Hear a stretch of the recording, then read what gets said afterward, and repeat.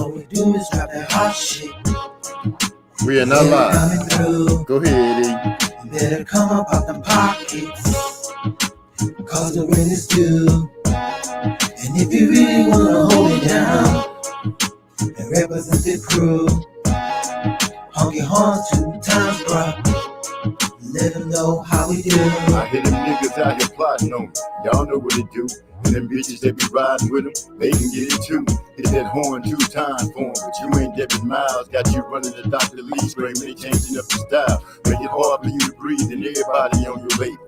This here that gangster movie where Nino stuck him to the table. Master Rod hooked the track on you. Obese dropped the hook. He summons DMZ to come and leave you niggas shook. Like when you found out that Pac died, Biggie got shot. George Floyd dying underneath that car. It's been a minute since I've reached out. Speak about anything banging on the track, make it bleed out. I make a marvel when I come through. Walk into the booth with a verse that'll cut through the whole crew. Now they reaching for their pens, rewriting their verses, calling their partners. The MC is back. All we do is drop that hot shit.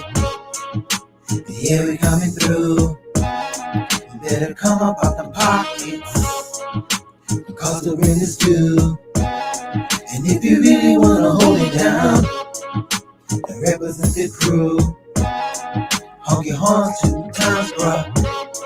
Let them know how we do. I bam bam like Bigelow, slap the beat like a gigolo, slap beat on the cheek of a silly hoe. That may be the only way that you feel me though. From Virginia to Texas, she like Hondas, I like Lexuses. Fuck horses, I'm about the Pegasus. Make grease so I know where the lettuce is. We hip hop sedatives, cause we competitive. You call motherfucker relative, as it tells it is a snatching biz. The amount for the ransom is 1 million presidents. Give me the money, it's evident. We convert it with smoke, start bleeding the fish. Cause you're feeling way out of your elements. I feel like the trunk of an elephant. You feel like a month that is selling. Wait, what? Hey, man, slow down, man. What are you talking about? I need you to get your mind right, man. All right, okay, let's go. My bad, bro. Don't mind me. At times I don't know what my mind be. Every now and then you have to tap a brother on the shoulder just to remind me. I spit dumb when I black out. When Master Rob put a track out. Don't give a damn, I'ma throw my back out. Swim through the beat like I'm a black trout or a clownfish. Call me Nemo. What you got on my 40 bro? Debo, you can pay me Friday. I'ma beat that ass next Friday. Sequel. Like fecal matter. I'm the shit. Can you smell it? It's a hit. The Sicarios be like, sorry, bro. Didn't know you were killing in the barrio. Like Mario Brothers on Smash. Hopping a car to dash with the cash. Unable to control the way that I stand. Tasmanian devil. Just call me Taz. Yeah, it's good. All we do is drop that hot shit. Yeah, we coming through. You better come up out them pockets, cause the rent is due. And if you really wanna hold it down and represent the crew, honk your horns 2 times, bro. Let them know how we do. All right. Welcome back to another episode of MZ Talks Boxing. I'm your host, MZ, joined by my partner, Obese, and Master Rod, who will be joining us momentarily. Can you hear me, Obese? Look like Obese might be having some issues. My internet is horrible. Yo, can you hear me? Okay. I got you now. I'm glad you was able to join us. You missed us on our first episode. We came in and messed around, but today is a little more serious. I'm gonna bring up a couple of topics. First of all, one of the first topics is about the 10-year-old little girl who played dead when her family got murdered, and she FaceTimed her grandmother, if I'm stating that correctly. And I believe that's how the family found out. This took place in Houston. And can you imagine being a child going through something like that? You know, that's a lot of discipline on any human, anybody, whether you're a kid or an adult, just to be able to hold your breathing pattern, make any noises and move. You know, yeah, it's crazy. You know, but I'm thoroughly impressed because you said she's what, 10? Yeah, 10 years old. And for her to have the wherewithal to know, let me act like I'm dead so that I can survive. Um, that's a tremendous survival skill for. You know, I mean, people say it all the time. I tell you right now, I say it all the time. If it's a shootout, I'm gonna act dead. But then I'm worried because you know when you see it in the movies, what do? They step over people and start shooting dead bodies anyway. It's like, yo, just, you don't just just to shoot dead make bodies sure. anyway. Yeah. So I mean, like, I would be conflicted. I'd be like, I'm gonna play dead, but then I'm like, okay, well, if they turn, I'm gonna just jump up and take off and run in a zigzag so like they can't shoot me straight. You know what I'm saying? Something like that. But it take a lot of, you know, it's two things that you hear all the time. I've heard before where they say, be still and act like you're dead. Right? Act like you're dead. It's two things that I've heard where I know it's a good possibility I may as well just die because I won't be disciplined enough to do it. Number one, acting dead in a mass shooting. If I see people walking around dead bodies, bro, I'm not waiting. So it's a good chance I'm gonna get shot just because of that, you know, that instinct to try and take off because I don't want to wait to get shot. The flight or fight. Yeah. And then the other thing was when we were in Alaska, they tell you if a bear charges you, stand still. Right. I'm not doing it. I'm finding the nearest object and I'm running around it. In circles. Stop playing. Change direction. I'm not standing still. So to hear that, you know, this family was murdered and the girl was brave enough and disciplined enough to act like she was dead so that she could survive is scary, but it's amazing. It's sad and tragic. But I'm glad she was able to survive it. Right. But she's got a lot of therapy, a lot of trauma that she's suffering. She's going to suffer because of those memories that what she survived through. And so my heart's out to her family and her. Okay. OB, do me a favor if you can. If your family your phone is still on. Yeah, it's in the background. Hold up. Okay, I killed it. You killed it? Yeah, that way it won't be echoing. Man, to pick back up on what you was talking about, yeah, that little girl, man, proved to be, that's outstanding to be that brave, that young, and to be able to face that kind of ordeal. Because like you said, you hear about it many times. What would you do if this situation faced you? And for her to be 10 years old and to be able to be, like you said, disciplined enough to not move, to not cry, to because you got to think about all those things. Children would cry, whimpering, things like that. For her to be able to hold all that in while that was going on, and not saying that that's exactly how it went, because far as we know, it could have came in and been a blazing bullets flying everywhere, and they just left. Right.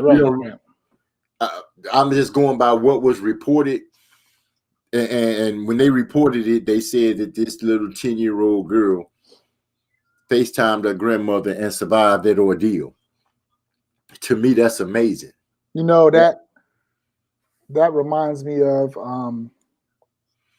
a while back when they had that theater shooting.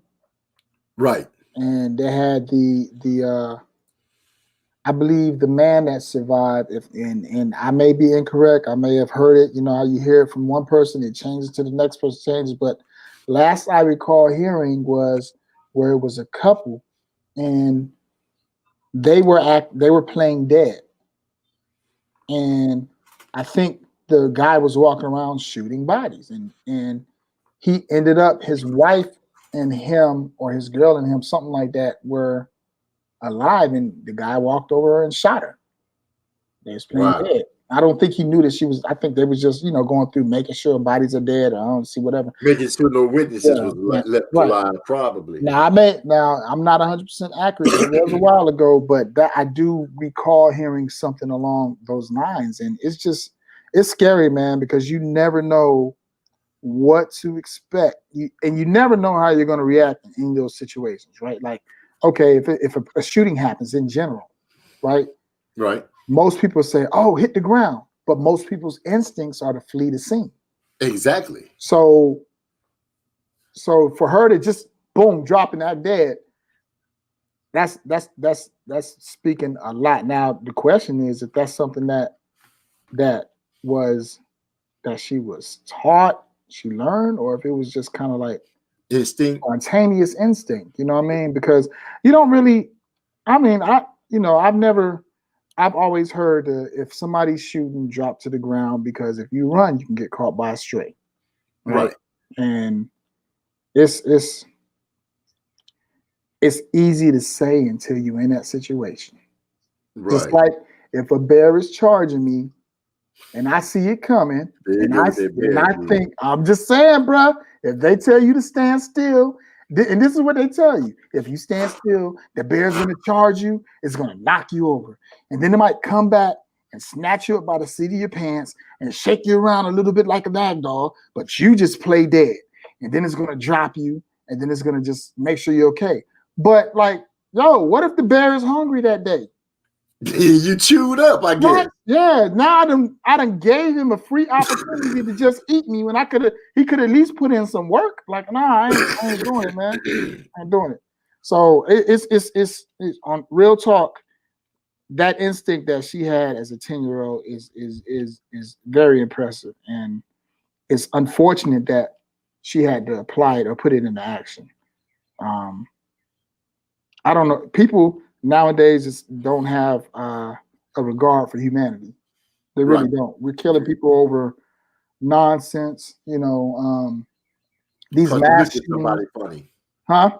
Because you looked at somebody funny. Yeah, bro. I mean, it ain't like back in the day. Back in the day, you used to be able to, throw hands, right? And then be like, all right, you know what? It's okay. Or if you whoop my tail, that's all right. We don't fight next week, but I'm gonna be ready for you. You know what I'm saying? Like Pop said in Friday. This is all you ever need, son. Yeah. Right? You live to fight another day. Yeah.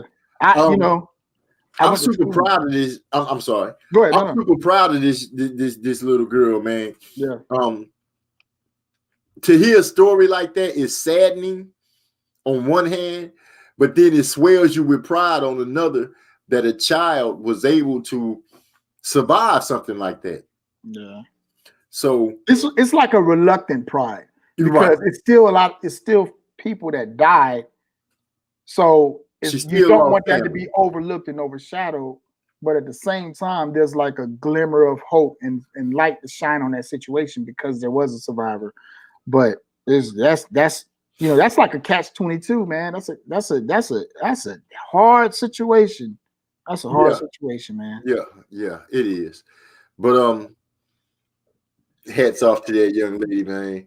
That's all I can say. I can honestly say, looking at my whole family from end to end, I can't say that I can point at any member in my family that would have done that. You know what I'm saying? Some of us would have been trying to fight back. Some of us probably would have fled, tried to get away. I can think of so many different scenarios that probably would have happened. But I don't think that would have been one that would have popped in my head that somebody in my family would have done.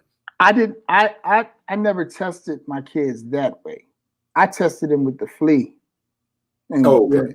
So what I used to do was I did all my kids, right? So I would drive, and then they'd be in the car, like want to be in the car with me, and I'll drive, and then all of a sudden I just slam on my brakes and jump out the car and take off running. And the son right behind me, no questions. Right. Two of the daughters right behind me, no questions. One of them, I run down, jump out the car and run. I don't look back. She's sitting in the car like, For real? So Bruh. like, Bro, you can guess who that was. yeah, I'm pretty sure I know which one that was. But I'm just But I'm saying not that's gonna how put it I out test here it. in front of the Yeah, world. yeah. I just that was my way of testing to make sure they understood. If you see me take off running, don't be sitting back asking me questions. Get up with me first, and then when we stop and we say, I answer. You know. I got you. I feel So, you on that. but I ain't never ran in the house and be like, everybody hit the flow. You know, it's just not. It's nothing that really thought Yeah, that I it's just, thought about. But I haven't been. You know, we really haven't been in that situation where that mindset it's needed, needed. you know, needed to be. You needed to be aware of that. So, hats off to whoever she learned that from, and that's tough. That's tough. Right, right. So I don't want to keep us on such a sad subject like that. You know what I'm saying? Like I said, salute to that young lady. And I hope one that people get us some help, some counseling, because that's some traumatic stuff to go through. So I hope that somebody gets us some help and helps us see our way through that and everything like that. And here's the other thing. Here's my question. So did they catch the culprits? I don't know yet. I haven't heard anything about it. So this is my dilemma. We all know street culture. Hold on. The troll killer, Mr. Shelton. What's going on with you, my brother? What's going on with you? Good to see you. Okay, go ahead.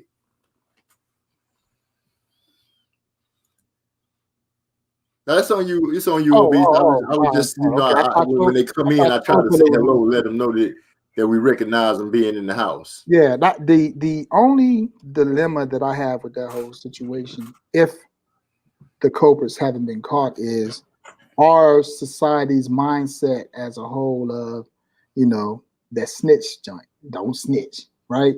Oh. Like I have a real heartburn with that, because on one end, everyone to pitch that don't snitch, don't say nothing until it becomes their family. But like, this is a legitimate situation that this is something that everyone in the community needs to be. Oh, thank you. They said they caught him, so that's good. Yeah. He said they caught him, so yeah, that is a plus. So hey, enough said on that. But you know how it go, man. Something happens, we quick to jump on the police and about brutality and this and that. And then when it's something that happened in our local neighborhood, we don't take care of each other like that because we consider it snitching. And to me, that's stupid. It's hypocritical. Why would you let somebody get away with murdering a family member or something like that, and then claim, oh, that's snitching? If you gave up a killer, but that's the thing. But that's the thing. That's where the conflict comes. So that's where the contradiction comes. Right. Don't snitch. Don't snitch. Don't snitch. I'm telling you, don't snitch. Right? Don't be a snitch. But then, when my sister or somebody gets murdered, I'm like, who did it? Y'all need to tell me who did it. Who did it? You know what I'm saying? But yet I was just pitching don't snitch. So I just think it's a lack of humanity. People lack. Yeah, it's a double-edged sword, and we just have a lack of humanity, man, and it needs to stop. This is ridiculous. It's ridiculous. Yeah. I agree with you. I agree with you with that 100%. Another thing that I want to come across, I just want to hit on this real quick. How many NFL games and NBA games have we seen where a player ends up with COVID? Quite a few, right? If it's the NFL, surprisingly, well, the NFL's had a little bit more than the NBA. The NBA has actually done a pretty good job, from what I recall, this last season with COVID protocols. They've actually done the best job, from what I understand, through all the major sports. But football is more impactful because the minimum is 10 days, 14 days. So if it's a key player, you're talking about possibly 2 games. Right. In a 16 game season, well, now 17 game season. So, but I haven't seen, I I haven't noticed much. Salute Trey X, I gotta hit this. Salute to Trey X. Trey X work on Marlowe's Corner. He be calling those boxing matches. He said salute to the panel. What's good? What's good? That's Obese, my one of my co-conspirators when it comes down to doing music and sticking it to the man.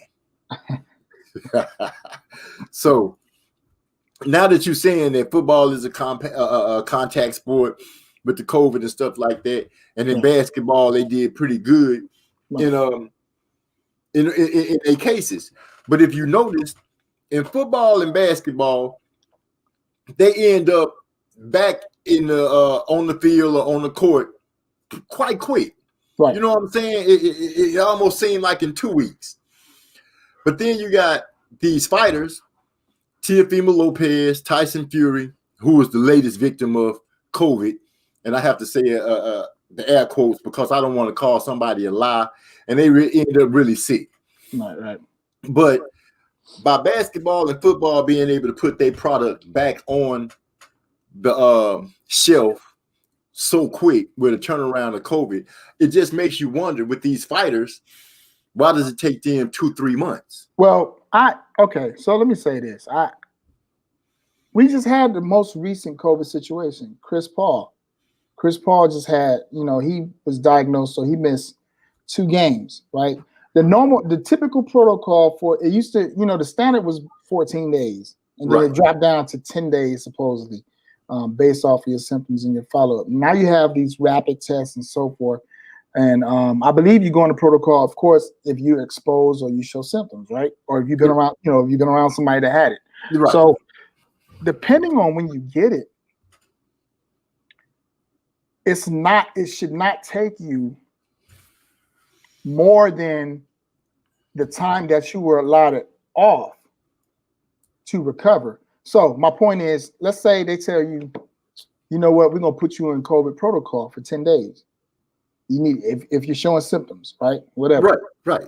You go on a COVID protocol for 10 days. Well, when you come out of it, whatever address you have, push that joint 10 days back. To me, personally. Now, it's easier for me to say it on the outside looking in, but I've been exposed to COVID.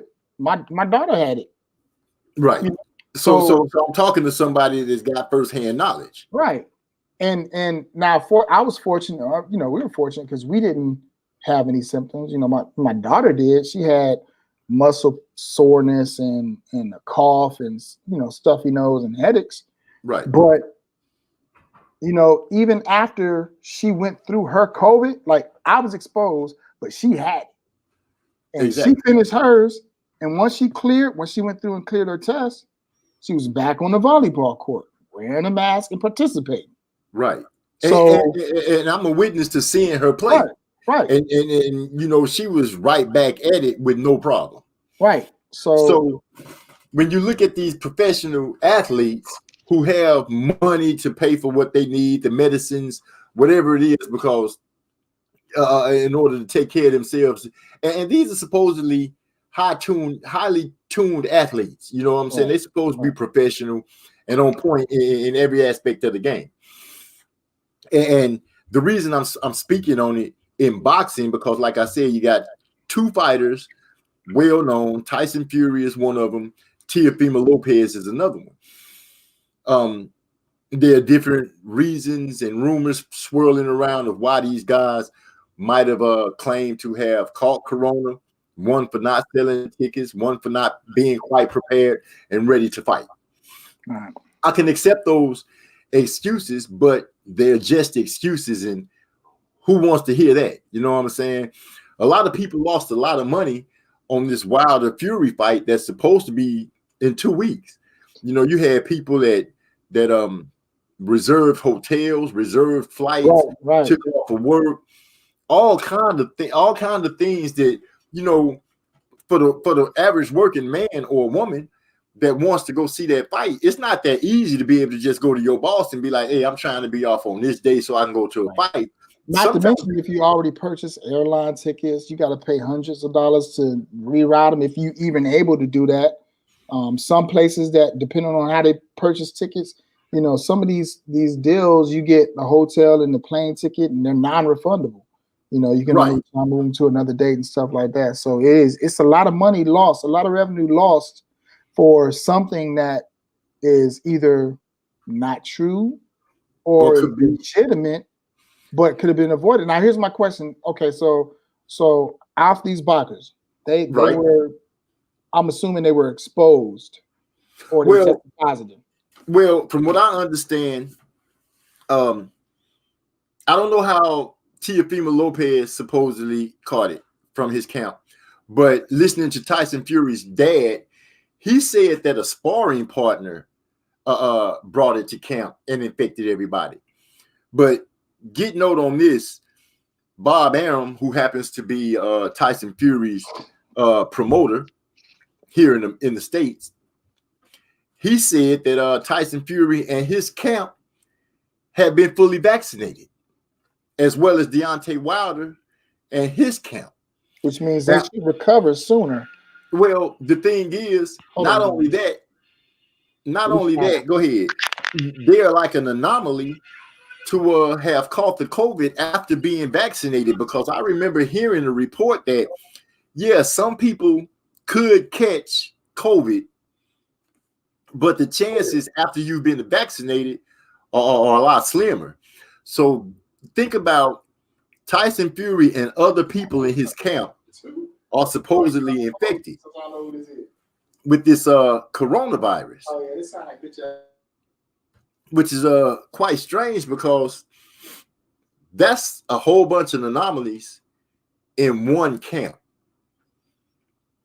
And listening to other channels that I do mess with, like the guy Champ Side, baddest brand in the land, he brought up some good points when he said that nobody has even said anything about these guys. Are they how they doing? Are they asymptomatic or anything like that? You know, it's just, oh, I got COVID, I'm out. I got COVID, yeah. I'm out. And that's crazy. King Louis, salute, fam. Glad to see you stopping through, man. I appreciate it. We sitting here cooking about the young lady, the 10-year-old that played dead when her family got killed, in this COVID situation with Tyson Fury and Teofimo Lopez. Seeing that we've seen, like I said, these professional athletes not being on point. Excuse me. You got anything else you want to say about that? Well, so you know, when you go to work and you get off because you're sick, you got to show proof that you went to the doctor. You know what I mean? So right. How are they reassuring all these people that paid all this money for all these things, all these fans? Look, So-So's really legitimately sick. This, you know, he's doesn't have symptoms, you know, whatever the case may be that led them to believe that he's sick. We did a test on him, members in his camp, or was, you know, like I said, exposed. We did take him to go get rapid tests and he came back negative, but we're going to keep him on observation for whatever amount, you know, whatever the case may be. How are they reassuring the fans that this is just not a he say, she said? Because if that's the case, you can, oh man, you know, I ain't gonna make it, man. I can't. You know what I'm saying? You can just make up any damn thing. Well, see, the funny thing about it is the so-called professionals that's reporting on it, they are not really saying anything to assure the fans that they'll be taken care of. It almost seems like they're elated that Tyson Fury done found a way not to have to fight Deontay Wilder as of yet. But it's my understanding that it doesn't matter what he does, he has to fight Wilder or retire. This is what I'm being led to believe. So either he gonna have to, as the statement goes back in the day, he gonna have to shit or get off the pot. Yeah. Yeah, you know, I mean, it makes sense. I mean, the way it is set up, he's not supposed to be fighting anybody anyway. So he has no choice but to fight him. So I thought it was comical to hear, you know, and I'm not a boxing aficionado, but it was funny to hear how people's like, no, he should go fight this person. Why? Yeah, like, why should he have to go fight somebody else? He got to give. They had to do a rematch, and then they had it in the deal to do another fight. So he earned that right. He shouldn't even have to go for arbitration for that. But here goes the funny thing. Here's the funny thing. When you look at boxing and this situation, especially, it kind of mirrors history on how things go. Now, you know how I am when it comes down to talking about white privilege and certain things like that. You know how I be losing my mind when it comes to people being fair and doing things right. The only thing that I've been seeing from these so-called fans of Tyson Fury, because I don't believe Tyson Fury really has fans.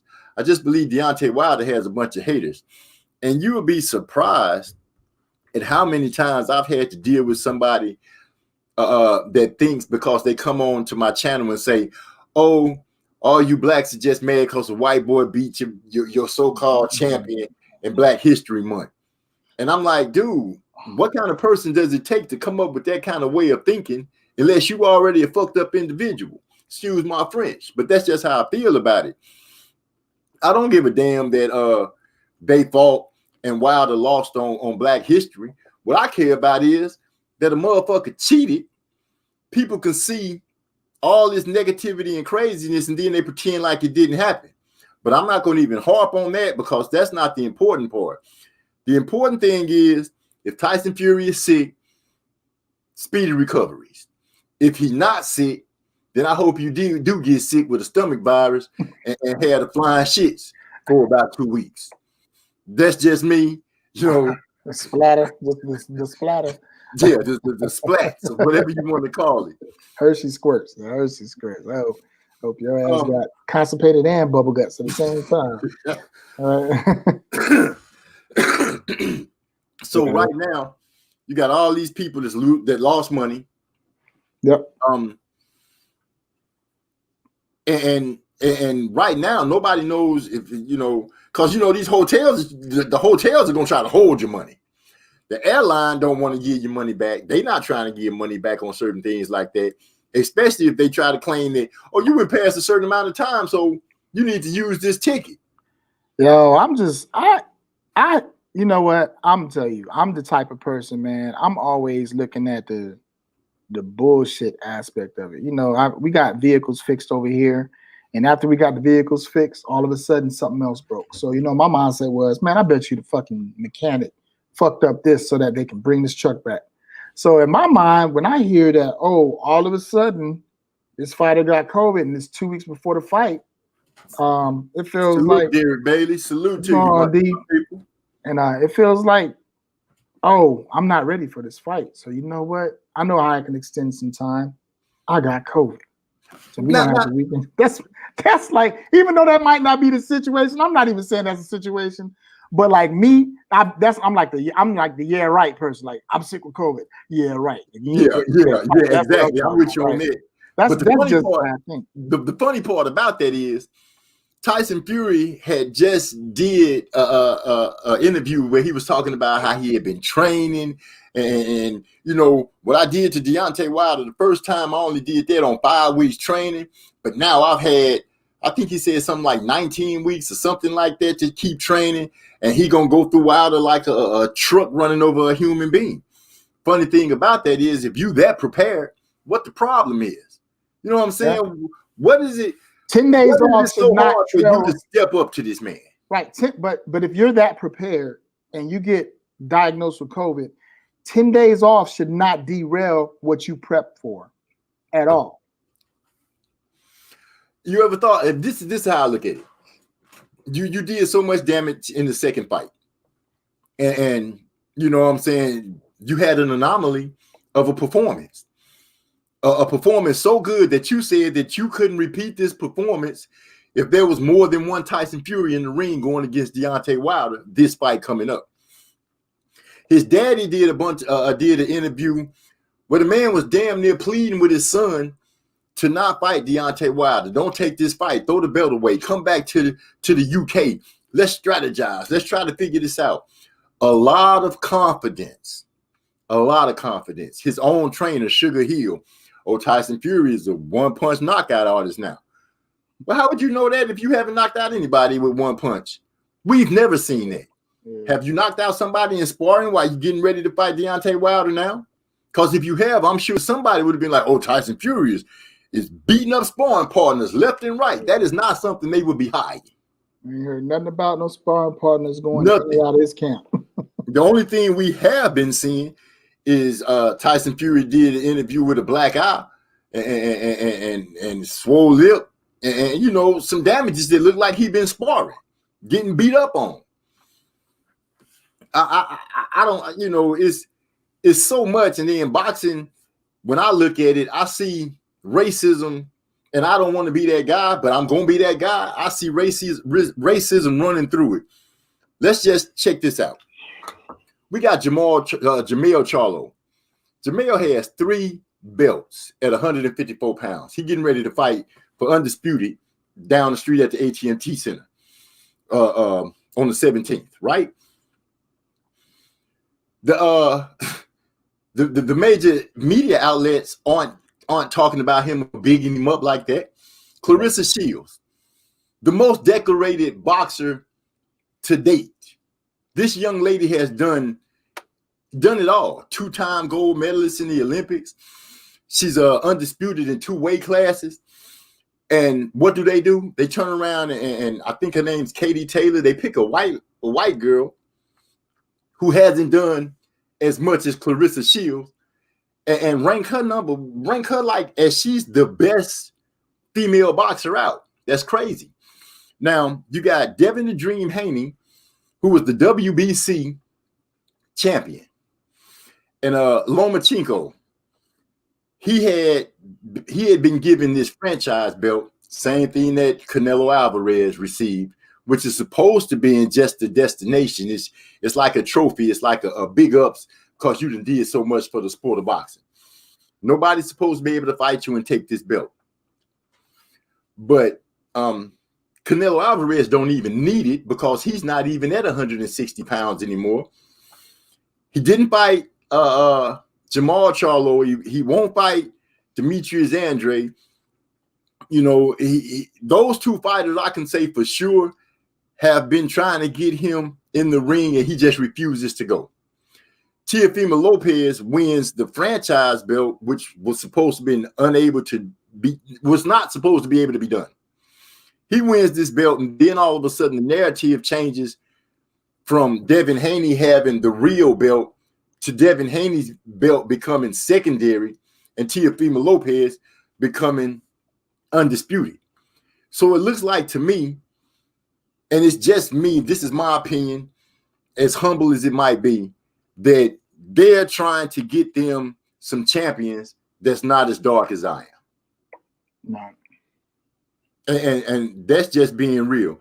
I don't care if any, you know, you can say whatever you want to, but right now, looking at the landscape of boxing and the way they've been treating Tyson Fury, they are trying to find them some champions to represent them other than black ones.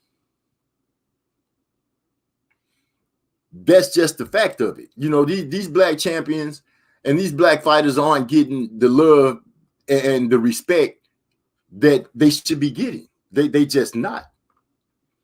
And nobody's really calling people out because everybody wants to be politically correct. Nobody wants to be that person to say, dude, you being unfair on this level.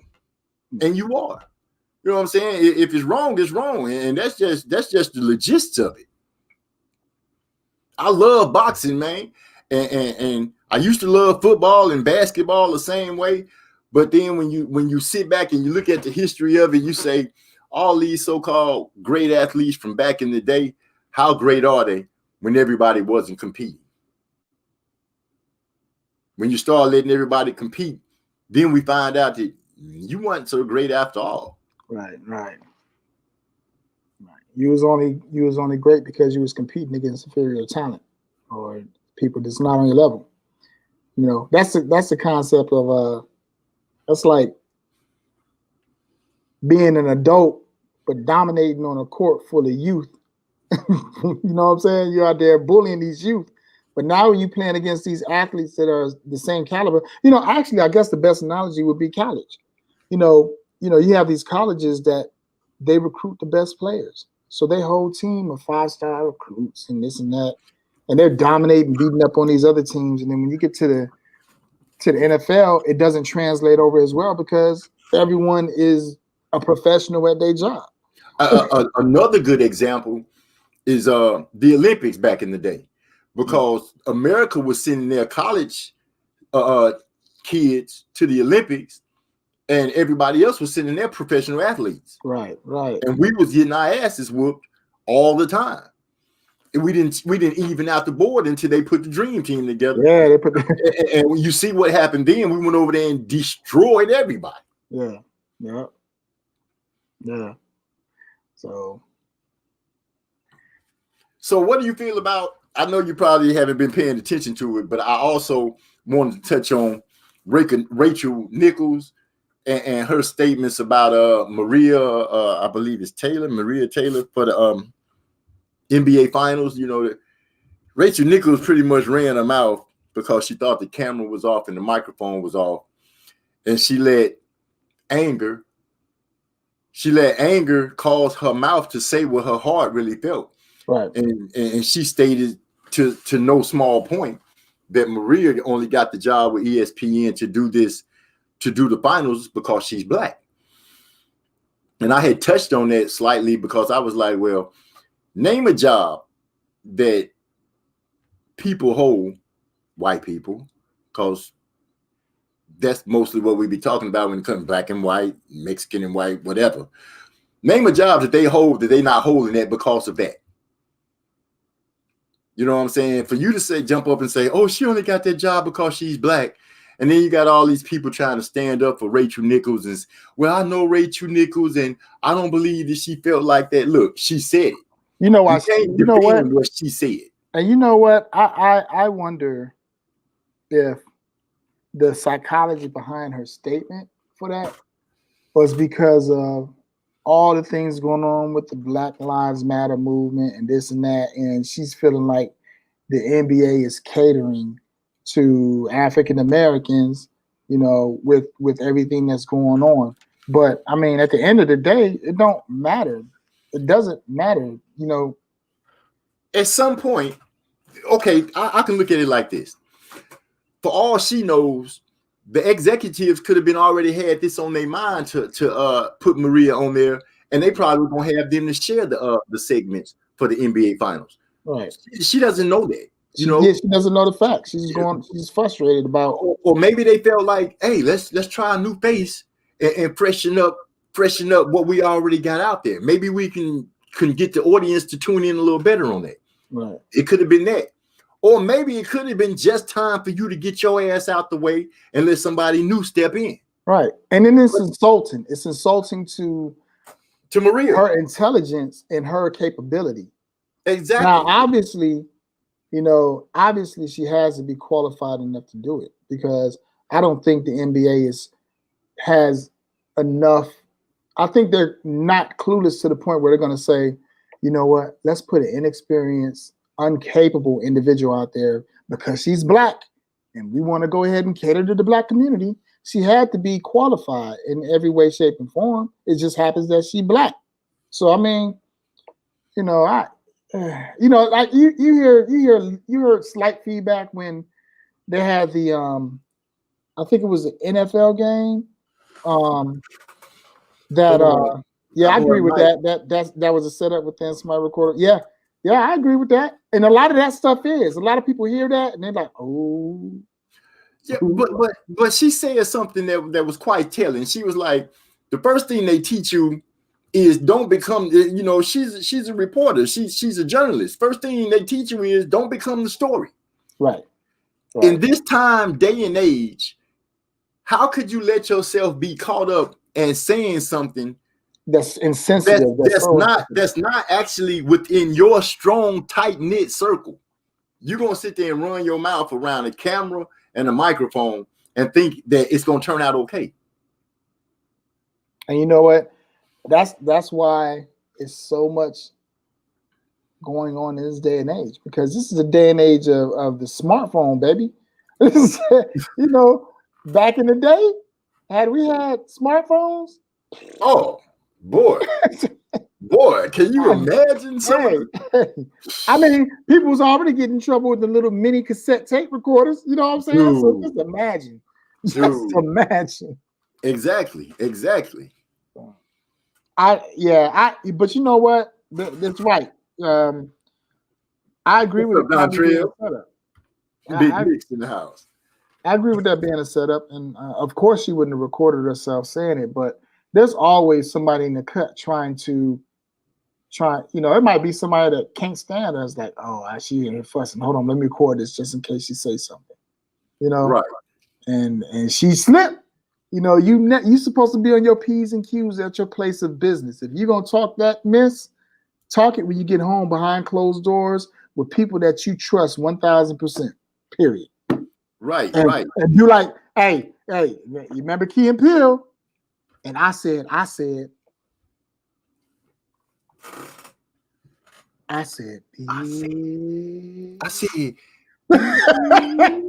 better check. You know what I'm saying? When she got out of line, I went on let her know. I said, bitch. That's what you said, though. That's what I said. That's what I said. You know what I'm saying? Hey, look twice, double check before you speak. But anything like that you're gonna say that's sheds a negative light on the workplace, within the workplace, should be at the home place. Now, in no way is ESPN. Should ESPN be let off the hook? Because for a long time, their diversity has sucked. It really has. And right now, they I can't say that they put Rachel Nichols in a bad situation because her own mouth put those words out. Nobody forced her to say that. She could have went home and complained to her husband or her man, or if she's married. I'm just saying, whatever her significant other, she could have went home and griped and complained to them. You know what I'm saying? But to complain to some people at the workplace, and then what I'm hearing is the camera and the microphone that she thought was turned off was one of those kind of cameras and microphones that when they're on, it automatically records straight to ESPN's headquarters. Yeah. So what have been the repercussions that she's gonna have to suffer? Has that been reported? They haven't reported, but you can see the things that's happening. One, she's not part of the NBA finals this year. No. I believe she still has a show, but one of the other things that she was a part of, they didn't have it on that first day of the finals or something like that. So she could be taking a hit like that. But to run to her rescue, I don't really see any big need to run to her rescue. Rachel's been doing this a long time. You know what I'm saying? I'm sure she has long enough money. She's going to land on her feet. Not saying that she's out of a job or anything like that, but she is going to land on her feet. So other than that, what can you say? She made the mistake. She said what she said. We heard her say it because these are her words that are being played to us. Yeah. The only reason she's sorry because we know that she said it. Right. Other than that, she wasn't going to work telling people, "Oh, I'm sorry, I made a mistake." Yeah. She genuinely felt that way. It was something. Yeah, exactly. Something that she. Alcohol make you speak what your heart feels, and that's what she felt. And Mike said, "We want privacy. We got to go back to 2G." Hey, man, shoot. 2G and dollar. Mike got a question. He say, "What's up with Tyson Fury using COVID's privileges to push the fight back?" Mike, we was talking about that earlier, man, because he and Teofimo have used that, and it's pretty messed up to use the disease as an excuse, this virus as an excuse when we know it's killed people. You know what I'm saying? This is not like like some kind of common cold. You know what I'm saying? You blame it on it rightly. Yeah. You know what I'm saying? And that's crazy. Go ahead and cook on it for a second. I'm finna run to the kitchen. I'm thirsty. No, like I said, Mike, when I heard about her, I learned about it. The biggest thing for me was I immediately was like, so is he not prepared for the fight? Because, maybe I'm just a pessimist, but it didn't sound right to me. I'm looking at the article now. They're talking about during the upcoming fight, it's postponed until October. So, for a fight that's supposed to happen now, in a 10-day break, you got to have a 3-month rescheduling. That's a long time, man. That's a long time. So come October, what happens when somebody breaks a knuckle or something? You know what I'm saying? I just don't understand why it's 3 months for 10 days.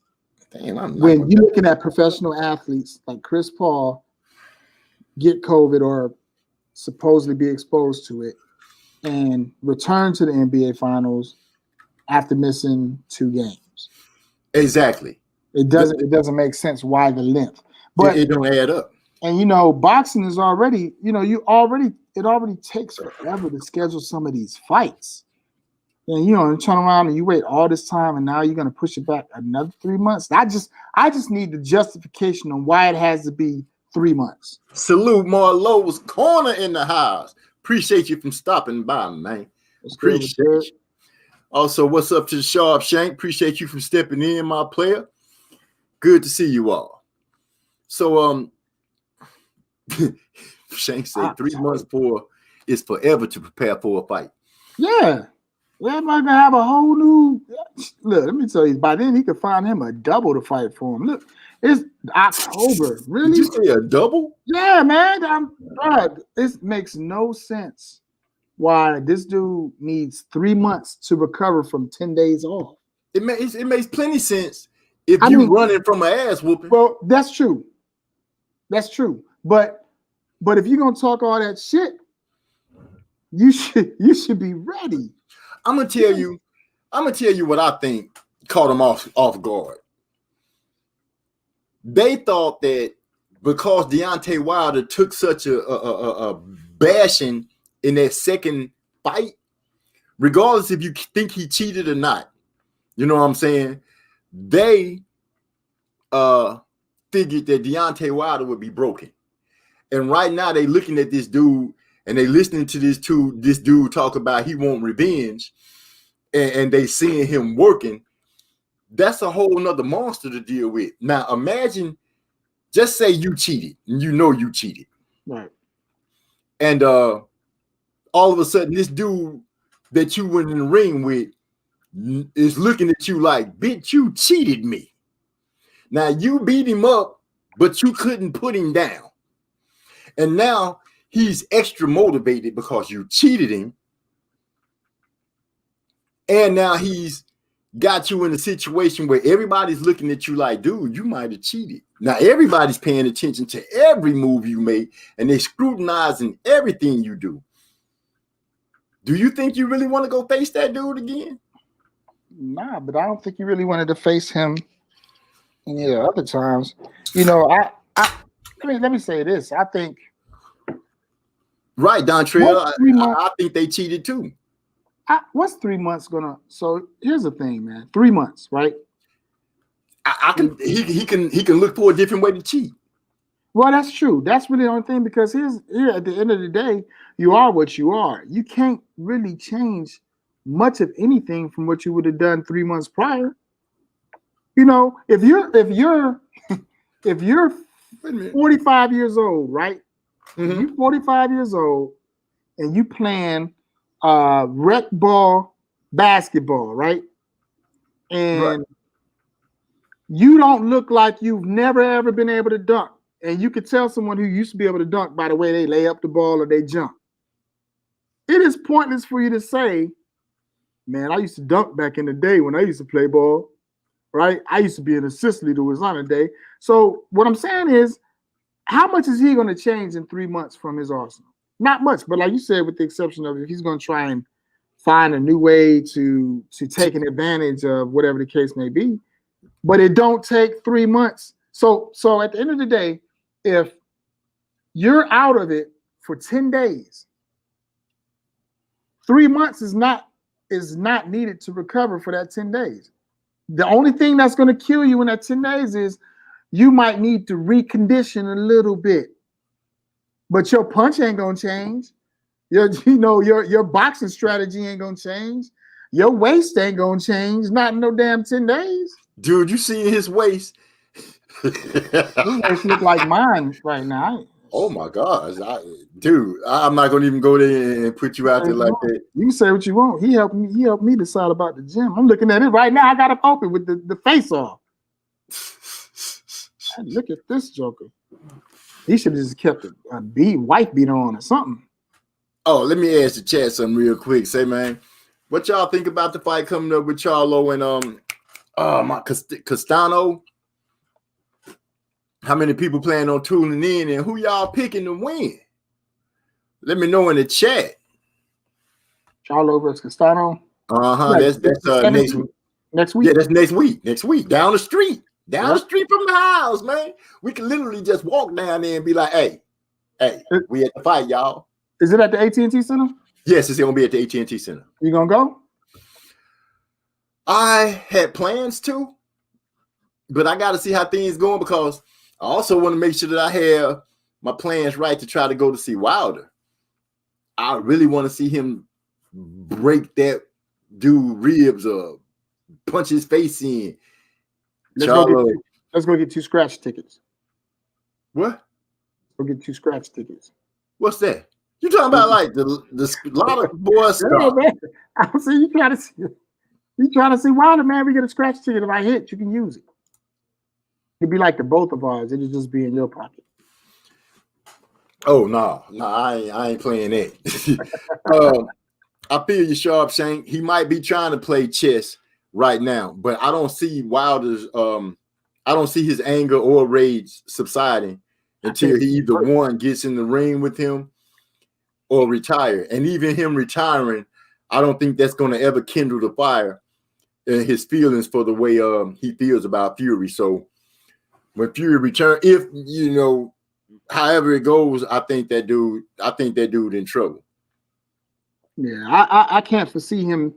I mean, I'm going with Charlo myself. If anything, if he wants to delay the fight, it ain't gonna do anything but make the other boxer more furious. Yeah. Oh man, it's not gonna be an easy fight though. I think Charlo and Castano gonna have. I think that's gonna be a slobber knocker, as they used to say back in the day in wrestling. I think they are really going to have a good fight.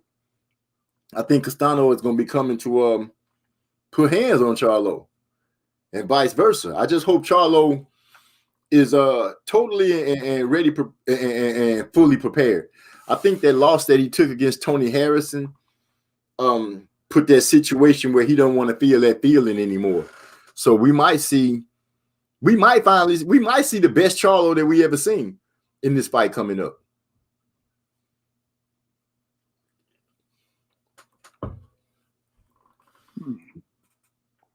That's my opinion, but I could be wrong. He can go out there and get his ass knocked out. I doubt it though. Oh yeah. What's interesting? Next Saturday. I said that'll be interesting. Next Saturday, July 17th. Where you gonna be at next weekend? You gonna be still out of town? Yeah. Yep. Actually, yeah. I'll be out that. Then I'll be headed to like New York. Okay, that's right. You did say you had to go up to New York. Yep.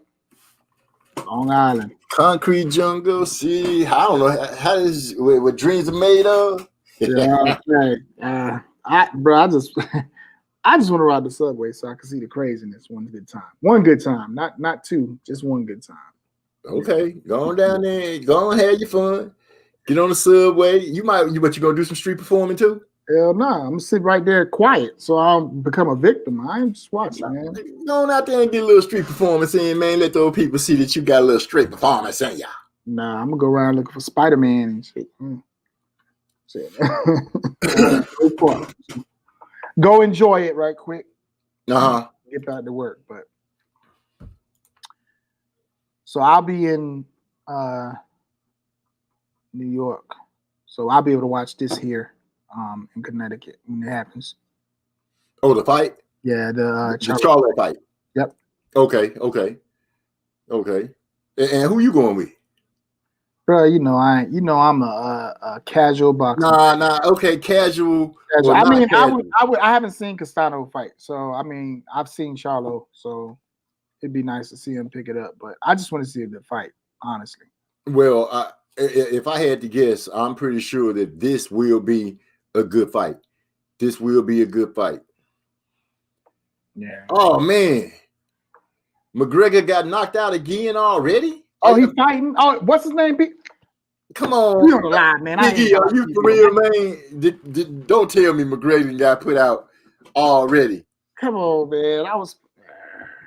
Not Conor McGregor. Yeah, he got his tail beat down the first time.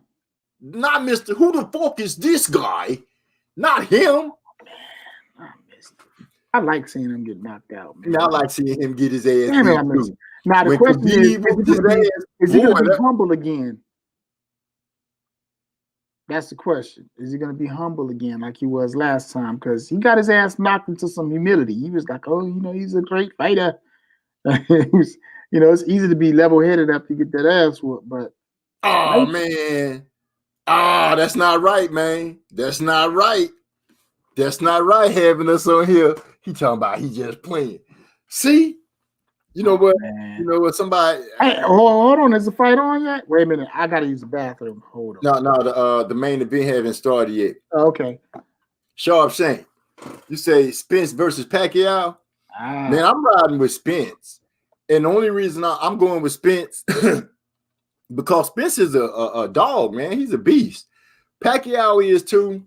I give him his legendary status and everything like that. But in no way is Spence anything to sneeze at. They both left-handed. Spence is a big welterweight with a long jab. And if Spence learned anything from sparring with Floyd Mayweather and watching Floyd Mayweather when he beat Pacquiao, he knows that the jab will keep Pacquiao at bay. And if Pacquiao comes in, Spence has two options. He can wrap him up or push his little ass back out of there. So I'm banking on Spence to beat Pacquiao. And if Pacquiao come in at half stepping, I'm looking at Spence to beat Pacquiao handily. I don't know how well Pacquiao can stand up to body punches. Everybody has their views and their statements about what's going to happen with Spence, Danny Garcia, all these other fighters, and some of them I feel like they making what the fuck? Oh no, you can't don't show that on our screen. Oh no, wait, ow, hold on. Yeah, you can't be showing nothing on our screen. Can you see my team? Oh no, I know what to do. Yeah, do something. Yeah, there we go. I just started going live. Don't get me banned already. Yeah, but anyway, yeah, I'm going with Spence over Pacquiao. And even if they go the distance, I'm going with Spence. He gonna beat Pacquiao up. He's not gonna let Pacquiao work like people think he's gonna work. And I hear Pacquiao talking about he working out hard, and Spence might have bit off more than he can chew. But Pacquiao, you picked this fight. Yeah. So yeah, I'm riding with Pacquiao. They sleeping on who? Andy Ruiz Jr. If he stay disciplined on eating. Andy Ruiz right now, man. Andy Ruiz is he turned down the fight with King Kong Ortiz. He turned down that fight. So they not sleeping on him. He's sleeping. You know what I'm saying? How you turning down fights and you claim you want to be a champion again? Ortiz is one of those fighters Ortiz got to be top 5 when it comes to the heavyweights. And for them not to want to fight this dude, they tripping with themselves. They tripping. Sharp Shane said, who you want to see Tank fight next? Honestly, I won't mind seeing him fight Devin Haney, Ryan Garcia, Teofimo Lopez. Any of those 3 top names right after Josh Taylor, the undisputed champion at 140. I wouldn't mind to see him fight any of those. Any of those. I'd like to see him beat the brakes off of Ryan Garcia because he just to me a clout chaser. And I'd like to see him put his hands on Teofimo, but I think he and Devin Haney will have a great fight. That's what I'm thinking. And yes, I'm a fan of Mario Barrios too, seeing that he is from San Antonio. So, but Mario's fight before he fought Tank was a big battle, and I believe that's one of the reasons that they chose Mario, because they felt like his performance wasn't that great in his that fight before he fought Tank. And that's why I believe Canelo is calling out letting Jamal Charlo.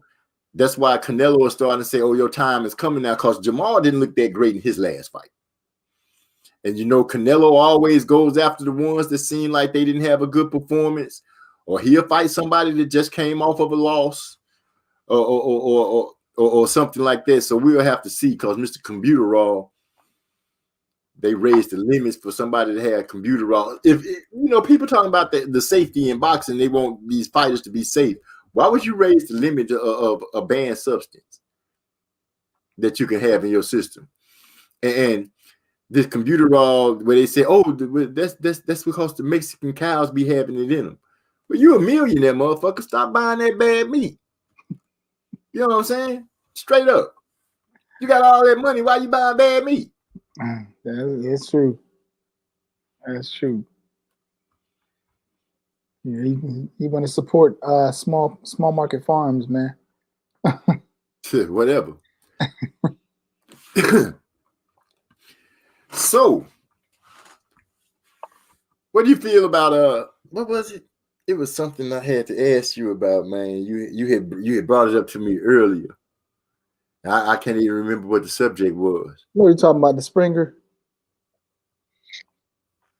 Yeah, ask the chat what they think about that. We were talking. We were messing around, and we were talking about back in the day, these TV show. And I guess the question for any of y'all in the chat would be, what would you do if you got that phone call asking you, would you like to appear on Maury or the Jerry Springer Show? I'm telling you, I don't think the chat that old. I think they all young. I'm swearing, Maury's definitely still on, and they got Jerry Springer. They got Jerry Springer on them damn rerun shows all the time. Man, these youngsters ain't running around trying to check it through reruns. You'll be surprised. You will be surprised. Youngsters today is trying to figure out how to sip them some syrup, take all the pills they can, and shoot at somebody. On some scissor. You know what I'm saying? Youngsters ain't like what we used to be back in the day, where they be like, "Hey, let's go outside and do a little something." Nah, not these youngsters today. They feel like everything is supposed to go their way. Yeah. They all supposed to get a trophy. If you don't give them their trophy, they probably could be at your front of your house with all their homeboys shooting through your windows. Yeah. This generation is way different. You know how they say Generation X? This is more like Generation Terminate. Yeah. It is crazy, man. I just, and it's, you always, I've never had so many moments where you look and you just stare and you shake your head. Just like, why? Okay, let me tell you something that's funny to me. What's this? I like to see, Shane said, I'd like to see Canelo versus Tank. But that's too big of a jump. Hell yeah, you trying to get Tank killed. Tank could have to be, man. I don't even see. That's a lopsided fight there. That's Tank versus Canelo. No. Oh man. Who y'all think gonna win with Caleb Plant versus Canelo? A lot of people not rolling with Plant, but I like Plant, man. I like that white boy. That white boy got hands. I like sweet hands Plant. Now, for those that be saying it, I always go for the black guy. That go a white guy that I'm rooting for.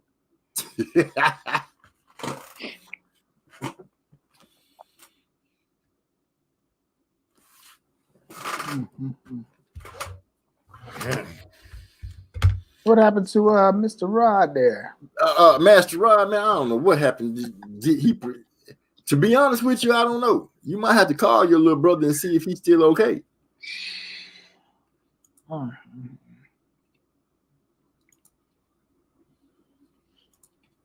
Yeah, that's crazy.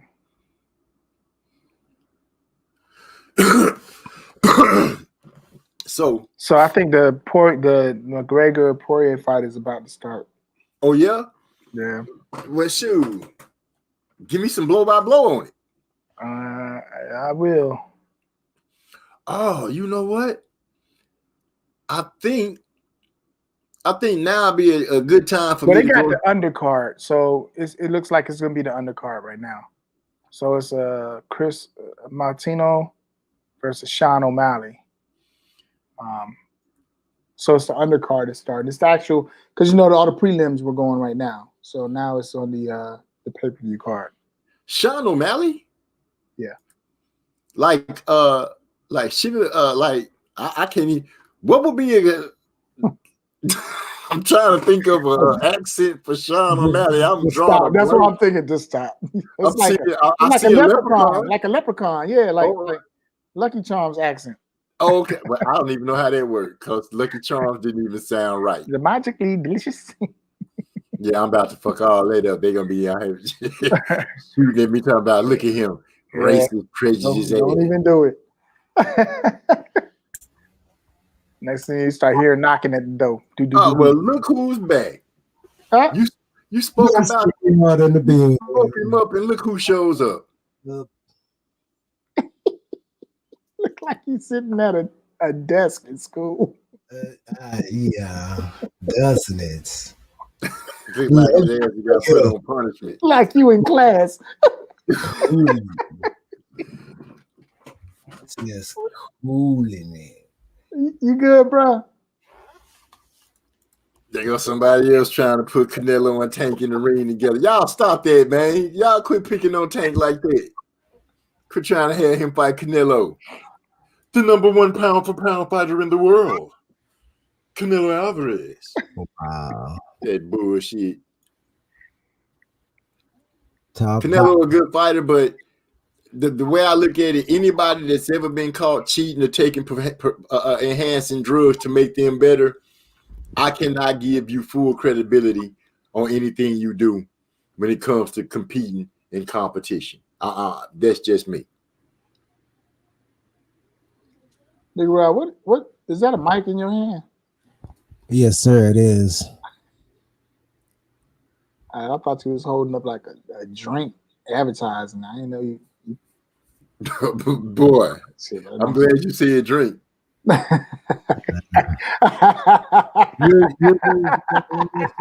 Drake. I used to though. And I kind of miss it because shit. You get your drink on, smoke on. Dude, you sound like you kind of messed up right now. Yeah, you sound like you left and then you took like a bunch. I got some good trees. And, you know. What you got? What you got? What kind of trees you got? Yeah, shit. Some good gas. You know. And what kind of damn gas? Like I say, gas, partner. Not the hydro. You know what? Hey, hit fast forward so he can get that shit out. Yeah, something. He finna fucking fall asleep telling us what kind of gas it is. You're like it's wow. Yeah, I thought I'd come back to Jay, but I know you guys have been talking boxing, so. We touched on a few things. We spoke about the young lady that played dead when her family got killed. Yeah. And FaceTimed her grandmother. You know what I'm saying? We spoke about that because that little girl, to do that was something. That was something.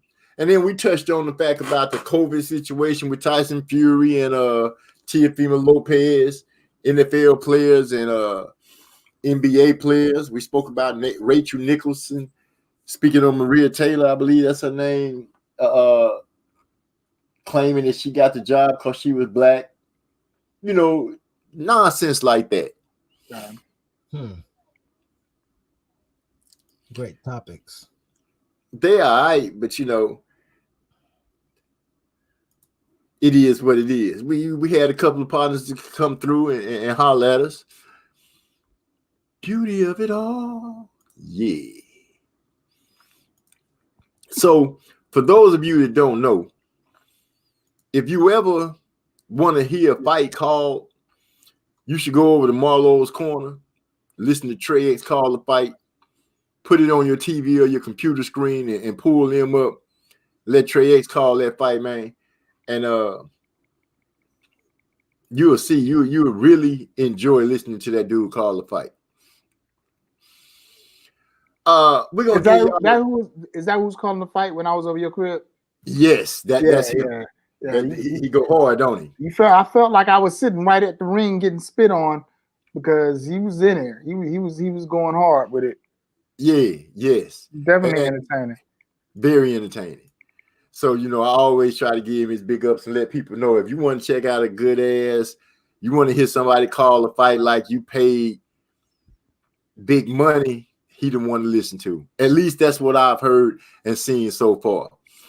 So, with that being said, I'm going to go ahead and do something that I said I wasn't going to do and hit you with some background music.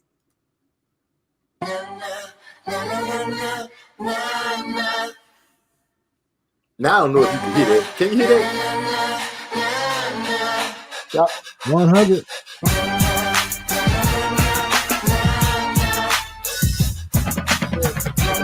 I know that.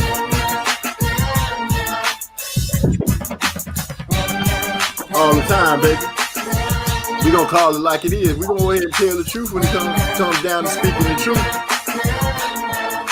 You one of the best fight callers I ever heard.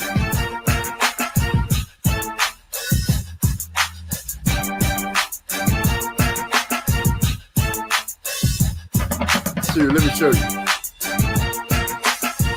This is how people feel about you, man. When they hear you, I'm gonna just go ahead and put it up there.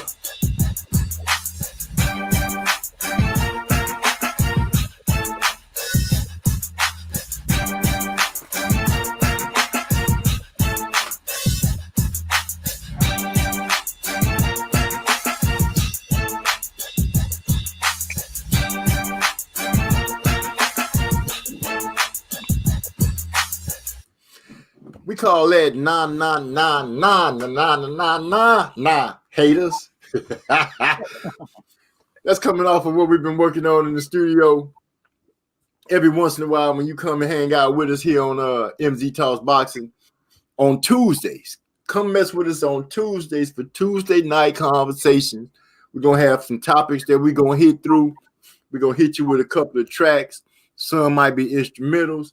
Some might be songs. If you got some partners that's into music, tell them to come mess with us. They got something they might want to be trying to push out, tell them to come mess with us. Also, we got this candle company, Handcrafted Candles by H.W. Wicks. Y'all need to hit me up and order your candles, man. 8 ounces, 0.8, 1 pound ounce candle. That's including container and all. Different scents. Smell better than Bath Body Works and what have you. You need to hit us up. I'm not going to try to hold you guys too long tonight because I see we've been already here for about an hour and 18 minutes. And we just jumped on. Don't be nodding your head, Rodney. Don't be nodding your head. Don't you nod your head, Rodney. What are you nodding your head about? Yeah, we've been here for an hour and 18 minutes. Look now. He holding his mic nodding his head like, yeah, we've been here. We've been here a whole hour. Oh, you ain't. Your ass ain't been here. You been out running the streets. Yeah. Yeah. Yes, sir. Yes, sir. That one I did. I made that one, but we'll be logging, hitting people with more than, because, you know, we got a few producers, a few rappers. We're going to come on here. We're going to have fun. We're going to do what we do. Yeah, it is. Going to make it like a big cookout. Sit back, Some people might smoke, some people might drink. It is what it is, and it's gonna do what it does. That's right. So let me ask y'all something. How do you feel about strip clubs having to use pasties? What? Strip clubs having to use pasties.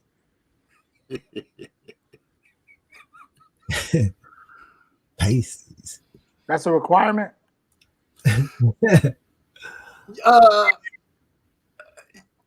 Boy, did he just say that? Did he just say is that a requirement? Yeah, it's a requirement. I wouldn't be saying it if it wasn't. What? Sharp Shank, we'd be honored to have you to join us one day and show off some of your tracks, man. Hit me up and let me know when you will be available, and we'll have you come on to the show and do that. What the hell? Why am I here? Why am I here? Yeah, I hear echo. That's yeah, you know what to do. It's somebody. It's not me. It ain't me. Oh, you were sitting still so long, they thought your screen had froze. Testing. No, that's not you. What's the deal? I don't know who it is. You do it when you talk. Yeah, but I got my headphones on and I don't have no outside speakers playing. Uh-huh. Uh-huh. So you see where the guilty is, huh? Your little brother strikes again. Master Rod strikes again. Oh, come on, guys. You gotta be freaking kidding me, man. Well, what happened? Because I had my speakers on, it was making some sound or something. Yeah, the outside speakers. Come on, Master Rod. See, that's like when we be at the studio and we be trying to record. He got the outside speakers on, trying to listen to everything instead of just letting the process go ahead and smoothly work. So ain't nobody answer me about the pasty situation.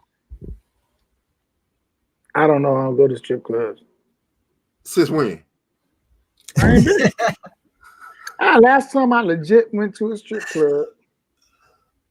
Like 18 months ago? Nah. 95. 95? Yeah. 95? Back in San Antonio when they had like in the clubs, Ice Pole and other ones out there. Oh, I wasn't in San Antonio. Oh, yeah. But you was in Houston at the time? I wasn't here. Yeah, I was there. Yeah, 95, man. In 95, I think I was just coming home from college. Yeah, somewhere around there, you know, that was a long time ago. Yeah, it was a long time. So what I'm going to do is, anybody got anything they want to say before we go ahead and get ready to close it out? Like I said, I don't want to try to hold us over too long. Master Rod, I'm glad you made it back safe so we know that you are all right and everything. Yeah, I'm fine, man. Thank you for thinking about me like that. That's why God is so wonderful, man. I'm gonna tell you. Yeah, you family, baby. You family. You family, baby. You family. I would just like to say that, hey, you know, keep God first and everything you do and say everything gonna be all right. You know, you got to remember that. This is true. This is true. What you gonna do when you get off, Rod? What you doing when you get off, man? Well, I know when sleep. That's what you doing. You going straight to sleep. No, it ain't. No, it ain't. But I am gonna go ahead and say we came on with dropping hot shit. So I feel it's only fair that when we leave, we don't drop hot shit, but we always be gangster.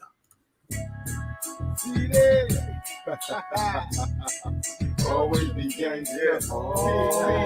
Hey man, hey, watch what you saying with that 95. Damn, like I'm old or something. Don't do that. Don't do that.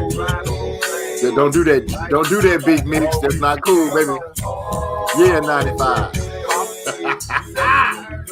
Talk to him, Z. I was born off in DI, backyard of the shy. Moved out to GA to swerve around the H-Town. Grind hard, skip plays, get flows to make pay. Pop collars, brush shoulders, make moves the smooth way. Got beef too, I got family to handle that. Turning rocks, busting shot of lead, we can But handle you that. said Lot the of y'all strip clubs down there had women dancing outside, dudes riding by, throwing money. Get your head bust easy. They could have did that for COVID.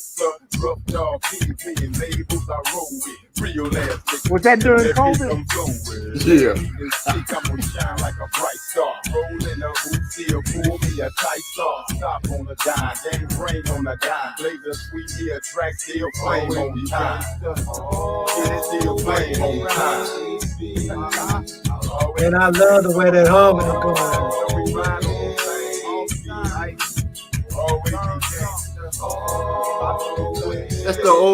That's that old school money right there, baby.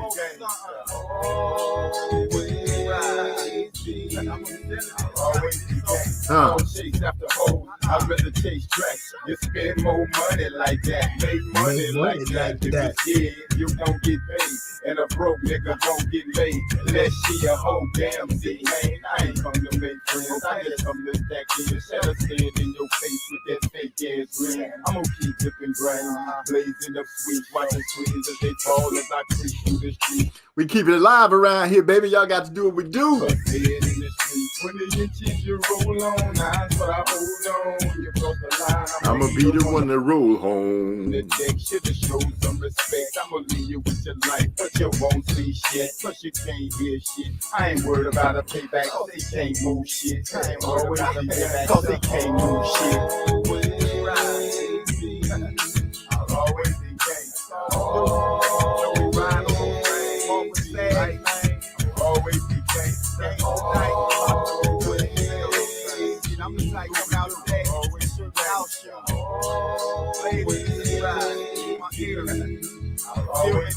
It's just a ride down the street with the bag in the back, them hoes on the side with that weed in the left, gripping grain with the left hand, drink in the right, while I nod in my nose and they stop at the light, and my rims still roll on. Funny toes like they necks trying to hold on. You can miss me with the sex, don't bring it down, cause I ain't about to pay for the moan. I'm sitting behind dark tents, so the head don't show, so the smoke don't show. Big feet feel slow, she spin on J, my blowing on A, all in the next lane. Feel like the next way, north side to the west side, gon' throw it up. East side to the south side, gon' throw it up. Y'all know how it is in H-Town, H-Town always be gangsta. Well, these dudes be killing me with these cauliflower ears, man, on this UFC. I feel you. Well, anybody got anything y'all want to say anything to the crowd before we go ahead and step off? No, it was a pleasure. It was a pleasure. It's a good time being on here. It's always a pleasure to hang out with my brothers, my families, my loved ones. Yeah. Maestro said can't wait to hear Shark Shank tracks. I for one can't wait either. Shank, you got my information, man. Whenever you get a chance to hit me up so we can set a date, so we can go ahead and get you on here. Spread that good energy. And that's right, spread that good energy. Good and let people check out that song that you just heard, Big Mix. That was MZ. EL made that track. Maestro is one of our producers. Master Rod is producer, also vocalist. Obese is also one of our MCs. Very great writer, very good writer. So if you're looking for somebody to write hooks and things like that, you know what I'm saying? The track Titans, R-Rate Production, we are here. We are 100%. We are not haters. We believe in sharing the love, spreading the love, good vibes, good energy. As always, y'all know my slogan when I'm online and y'all see me in the other rooms. Peace and blessings to one and all. So y'all know that's MZ. We thank you for stopping by. Hopefully you'll come through and kick it with us on Tuesday for Tuesday night conversations, where we'll really get down deep into things that's going on around the world. Other than boxing, we do touch on serious situations that affect our community. Anybody got anything to add? To add to that, I've already said my piece. You know, It's good been a blessing. definitely Good been a blessings, I look you know. forward to doing Tuesday. Hopefully this internet works a little bit better, or this laptop. So let's see what it does and keep it moving. All right. So a big blessings to everybody. Thank you guys for stopping by. Hope to see you again real soon. Yeah. Don't forget,